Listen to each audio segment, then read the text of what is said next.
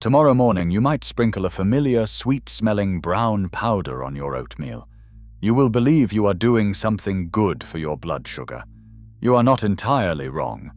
This tree bark has been the most respected medicinal spice in human history for 4,000 years. But the powder in your pantry is almost certainly the wrong species.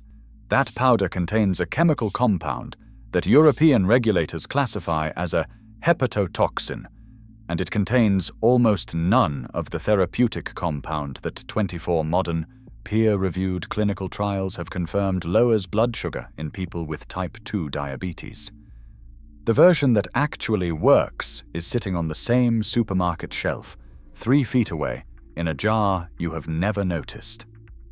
In the European Union, the United Kingdom, Germany, France, Norway, and Canada, the law requires the spice industry to tell you which version you are buying. The label must state, by species, what is actually in the jar. In the United States, the law does not. The Food and Drug Administration permits both species to be sold under the single label cinnamon. You have been buying the wrong cinnamon for 60 years and nobody told you.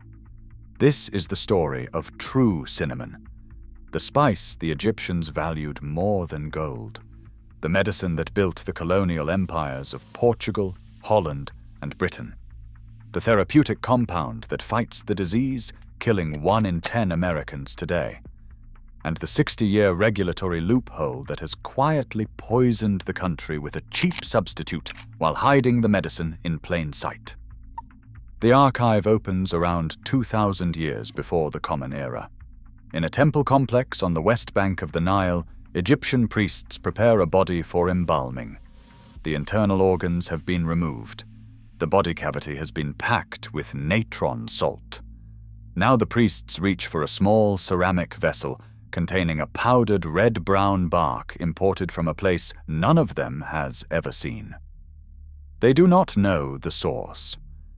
The bark has traveled over 4,000 miles by sailing dhow and overland caravan, passing through dozens of trading posts, each merchant guarding the ultimate origin as a state secret. Egyptian records describe it as a gift from the gods. The price by weight is greater than gold. The bark is the inner cortex of a tree called Cinnamomum verum. Today we call it Ceylon cinnamon, or true cinnamon. It is native to a single island in the Indian Ocean, the country we now call Sri Lanka. Egyptian embalmers used it because it possessed 2 properties that 21st century science would later confirm. It is naturally antimicrobial, slowing bacterial decomposition. Its volatile oils penetrate tissue and persist for thousands of years. Egyptian mummies still smell faintly of cinnamon today. The references appear everywhere in the ancient record. In Exodus chapter 30, verse 23, the Hebrew God instructs Moses to use cinnamon as one of 4 ingredients in the holy anointing oil that will consecrate the priests of the tabernacle. Greek physicians prescribed it for digestive complaints, respiratory infection, and what they called the wasting sickness. The 1st century AD, Roman naturalist Pliny the Elder documented that a Roman pound of cinnamon cost 300 denarii, the equivalent of nearly a year's wages for a common laborer. The Emperor Nero, in 65 AD, burned a year's supply of cinnamon on the funeral pyre of his wife Poppaea Sabina as a public display of grief and wealth.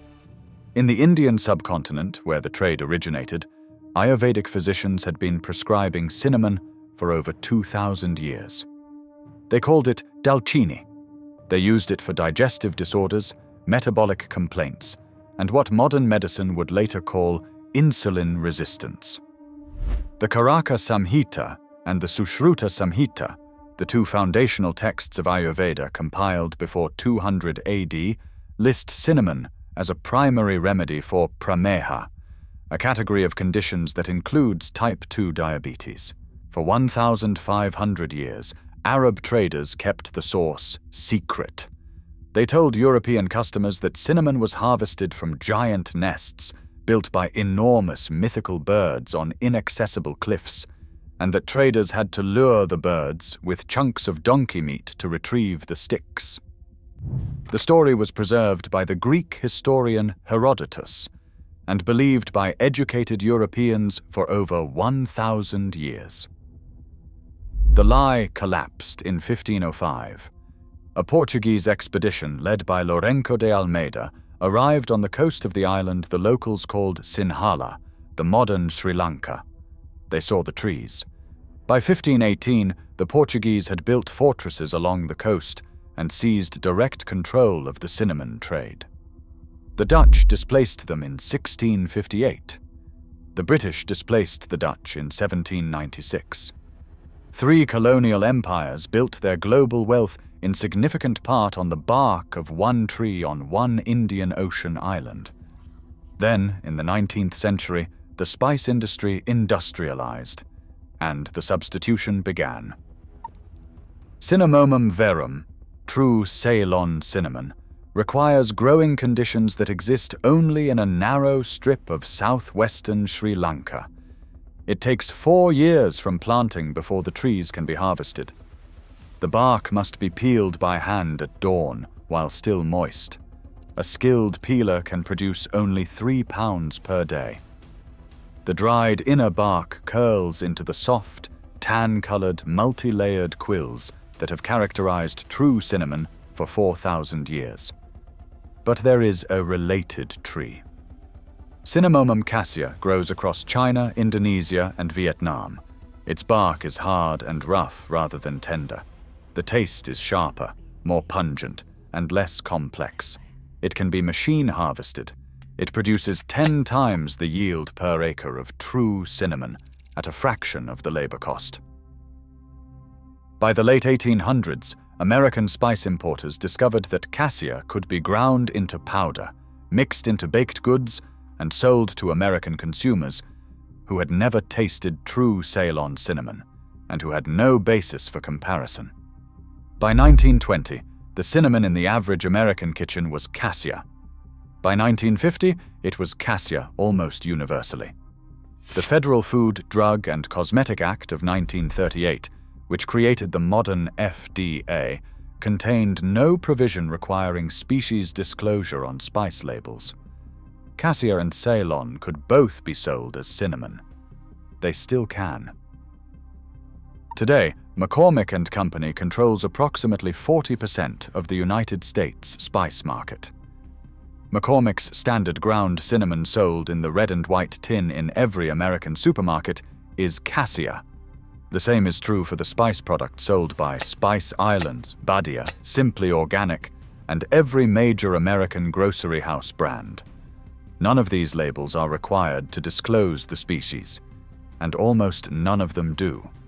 In 2003, a research team led by Alam Khan at the NWFP Agricultural University in Pakistan, in collaboration with the United States Department of Agriculture, Beltsville Human Nutrition Research Center, published a study in Diabetes Care, the official journal of the American Diabetes Association. The study enrolled 60 patients with type 2 diabetes. 3 groups received either 1, 3, or 6 grams of cinnamon per day for 40 days. A control group received placebo.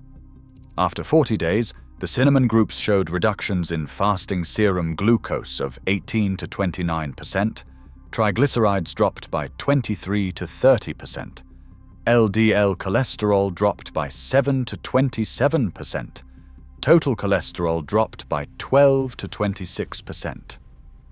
The placebo group showed no significant changes.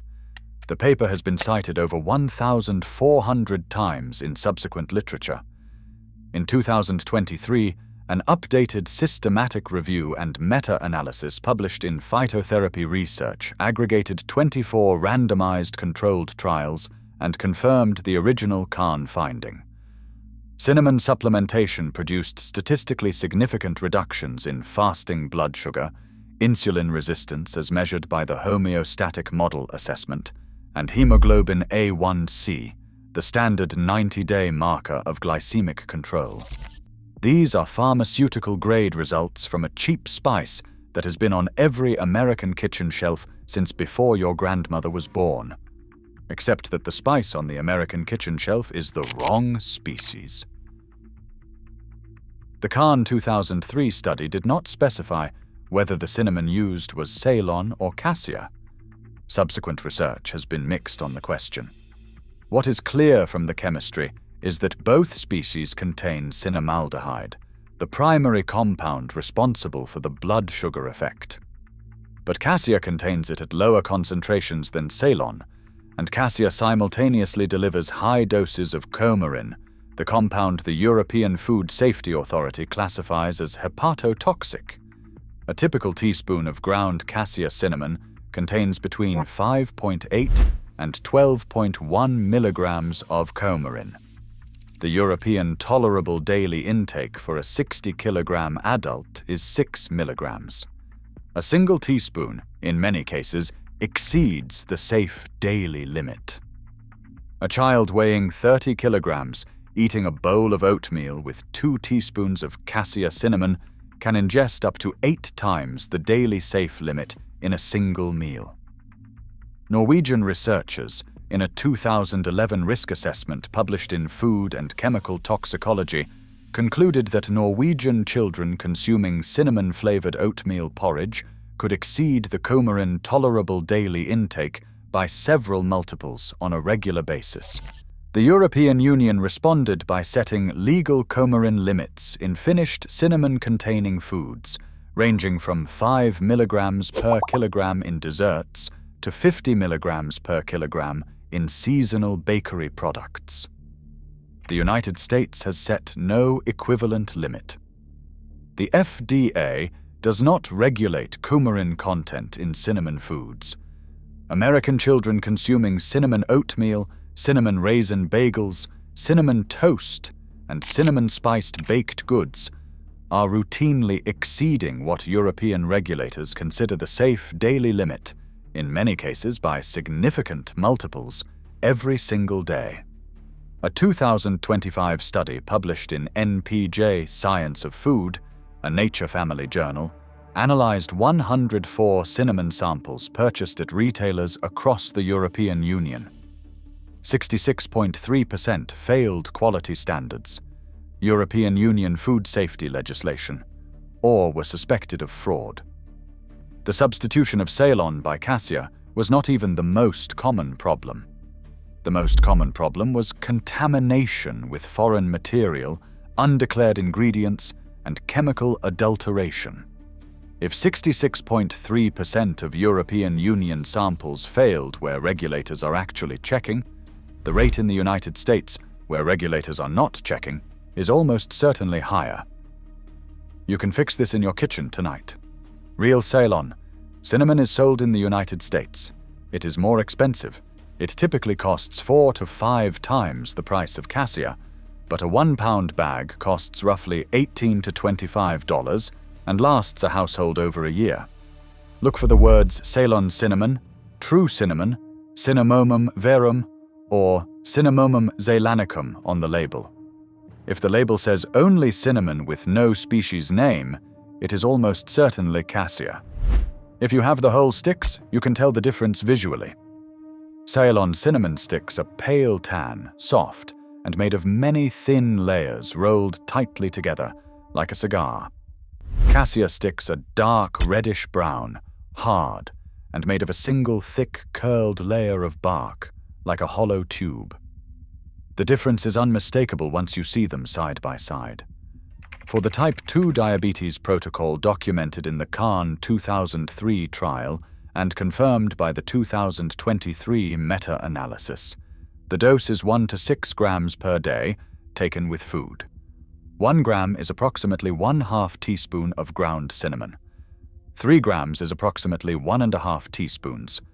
6 grams is approximately 3 teaspoons. Use only Ceylon cinnamon at the higher doses to avoid coumarin exposure. If you are currently on diabetes medication, do not stop the medication. Talk to your doctor about adding Ceylon cinnamon to your daily routine as a metabolic adjunct. Plants are not replacements for prescriptions. They are forgotten partners. For everyday kitchen use, replace your Cassia cinnamon with Ceylon cinnamon and use it freely. Sprinkle it on oatmeal, in coffee, in baked goods, in curries, in tea. The flavor is more delicate than Cassia. It will require a slight recalibration. Within 2 weeks, your palate will adjust, and the harsh, almost medicinal sharpness of Cassia will taste wrong. The Egyptians ground cinnamon by hand and traded it for gold. The Romans burned it on funeral pyres as a display of grief beyond price. Ayurvedic physicians prescribed it for diabetes 2,000 years before the American Diabetes Association published its first peer-reviewed study confirming what they already knew. Then, in approximately 100 years, the American food industry replaced the medicine with a cheaper substitute. The FDA failed to require labels distinguishing the two, and a generation of American parents started feeding their children a hepatotoxin every morning while believing they were giving them health. The real cinnamon never disappeared. It is on the shelf, 3 feet away, in a jar with a longer Latin name and a higher price tag. We did not lose true cinnamon. We just stopped reading the label. If this vault opened something for you, subscribe to Nature's Lost Vault and hit the notification bell. Every like and every share preserves what they tried to erase. The next vault opens soon.